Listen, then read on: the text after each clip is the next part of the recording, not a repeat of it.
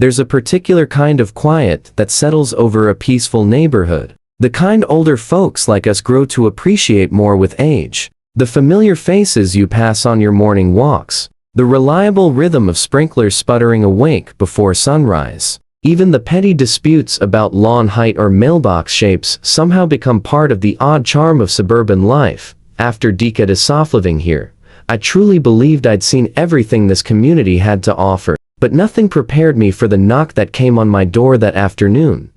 I will never forget the day Patricia Henderson appeared on my porch. Her face was twisted with self-righteous anger as she shoved a stack of photos at me like she was issuing a warrant. The HOA president's voice echoed loudly enough to be heard halfway down the street as she screeched about property damage and demanded justice for what she called a surge of teenage delinquency destroying our community. "Your son did this," she declared with complete and unwavering certainty, jabbing a blurry picture of vandalized fences in my direction. Multiple residents saw him loitering near the park yesterday evening. As HOA president, I expect immediate action and full restitution.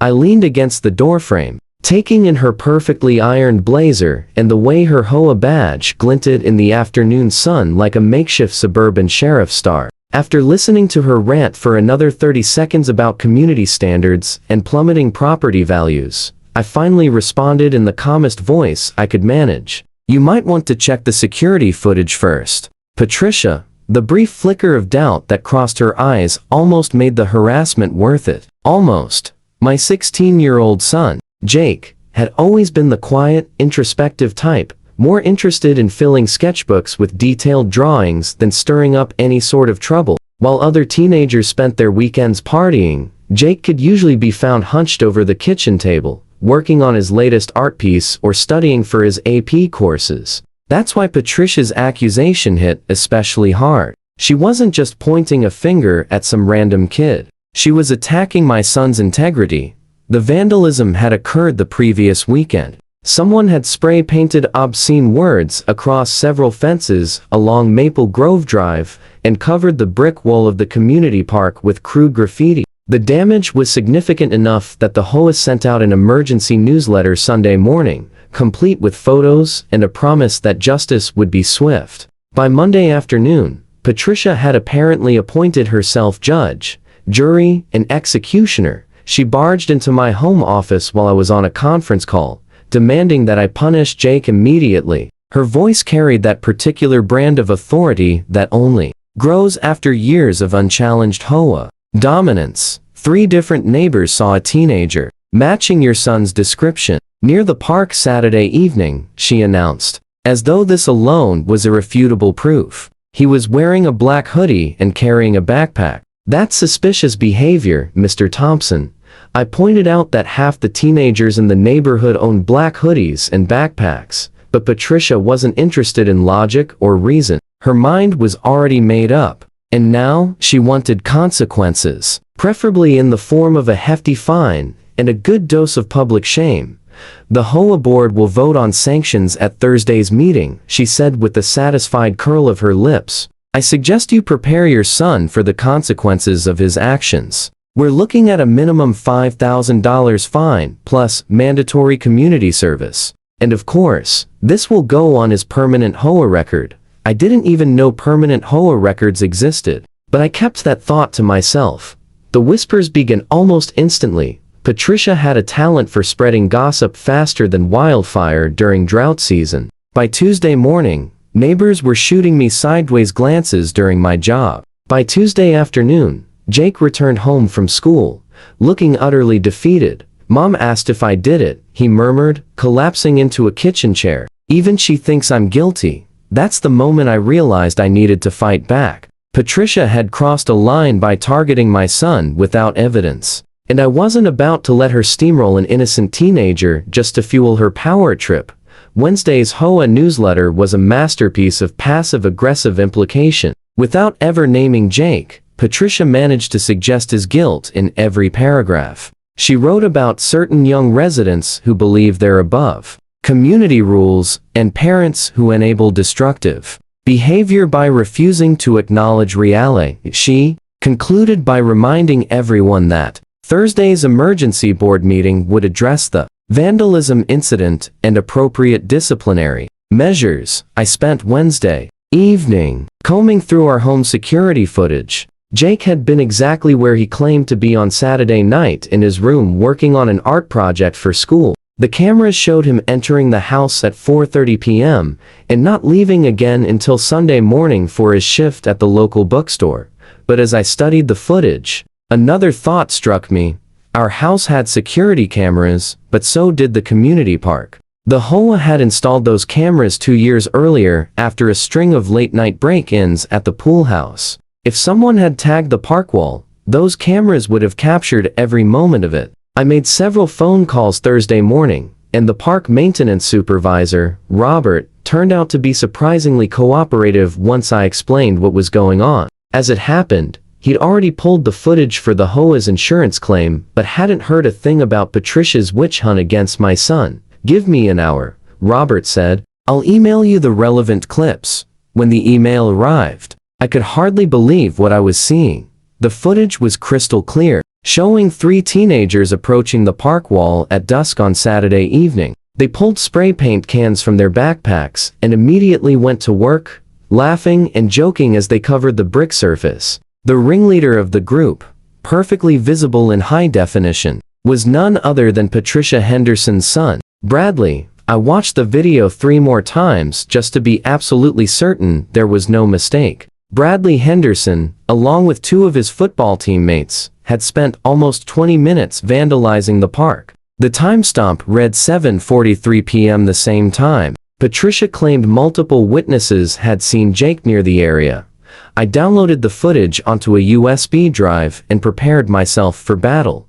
The HOA meeting that evening was packed wall to wall. Patricia had done an impressive job stirring outrage, and half the neighborhood had shown up expecting to witness Jake's public humiliation. She sat at the head of the board table, flanked by her 4 fellow members, all sporting identical HOA pins, like some kind of suburban crime syndicate. She called the meeting to order with dramatic flair, striking her gavel against the table with unnecessary force. After breezing through the standard agenda items, she moved straight into what was clearly the main attraction. As you all know, our beautiful community was violated last weekend by an act of senseless vandalism, she began, her voice dripping with performative concern. After extensive investigation, we have identified the likely perpetrator. She lifted her stack of blurry photos and a written statement from one of her loyal allies who claimed to have seen a teenage boy in dark clothing near the park. The so-called evidence was embarrassingly weak, yet the board members nodded along as if she were presenting DNA samples based on multiple witness accounts and behavioral patterns. We believe Jake Thompson is responsible for this destruction, Patricia announced. I move that we issue an immediate fine of $7,500 plus 200 hours of community service. Several board members murmured in agreement. One even began to second the motion. That's when I stood up. Excuse me, I said, loud enough to slice through the murmurs. I believe I have some evidence the board should review before making any decisions. Patricia's face flushed crimson. Mr. Thompson, you'll have your chance to speak during the public comment period. Actually, Patricia, I replied, I think you'll want to see this now. I walked to the front of the room and handed the USB drive to the board secretary. This is security footage from the community park cameras. It shows exactly who vandalized the wall. The room fell silent. Patricia's mouth opened and closed like a startled fish as the secretary plugged the drive into the meeting laptop. Within seconds, the footage appeared on the projection screen. Gasps rippled across the room. There was Bradley Henderson clear as day spray painting profanity across the park wall. The camera angle was perfect, catching his face in full clarity as he laughed and high-fived his friends. The timestamp glowed in the corner, eliminating any hope of arguing it was recorded on a different day. Patricia's complexion drained from red to pale white in a matter of seconds. She clung to the edge of the table as shocked whispers erupted around the room. On screen, Bradley tossed an empty spray can into the bushes and moved on to tag another section of the wall. This must be some kind of mistake, Patricia stammered, but all authority had drained from her voice. the board members were already turning on her. Questions fired like bullets. How could she accuse an innocent teenager when her own son was responsible? Did she know about this beforehand? Was she attempting a cover-up? Patricia tried desperately to regain control with flimsy excuses. Boys will be boys, she said weakly. He was pressured. Bradley's a good kid who just made one mistake. But it was too late. The same neighbors who had been ready to condemn Jake were now demanding Patricia's resignation. The board member who had nearly seconded her motion against Jake instead moved to clear his name entirely and issue a formal apology. The vote was unanimous, but they weren't finished. Another board member, smelling blood in the water, motioned to issue a formal HOA violation against the Henderson family for the vandalism. The fine would be $10,000 more than Patricia had intended to saddle Jake with, and they would be required to fund the full restoration of all damaged areas. Patricia tried to protest, but she had no credibility left. The motion passed 4-1, with Patricia casting the single dissenting vote. Then came the final blow. The board's treasurer stood up. Given the serious lapse in judgment demonstrated tonight, I move to hold a vote of no confidence in our current HOA president. The vote was swift and merciless. Patricia Henderson, who had ruled the HOA with an iron fist for 6 years, was removed from her position by unanimous decision. She sat frozen as the board immediately elected a new president and began discussing further consequences for Bradley and his accomplices. Furthermore, the new president announced, the Henderson family will be responsible for all cleanup costs, which our maintenance supervisor estimates at approximately $3,000. This is in addition to the $10,000 fine. Failure to pay within 30 days will result in a lien placed on the property. Patricia's hands trembled as she gathered her papers. $13,000 in fines. Her position gone. Her reputation in ruins. She rose to leave, but the new president stopped her one last time. Oh, and Patricia, you'll need to return your HOA keys and access cards by noon tomorrow. Your presidential privileges are revoked, effective immediately. The look on Patricia's face as she stumbled out of the meeting room was pure devastation. The queen of the HOA had been dethroned by her own arrogance, undone by the very security system she'd been proud to champion. If this story reminded you that justice often arrives quietly but decisively, give it a like and subscribe for more tales where character matters far more than curb appeal.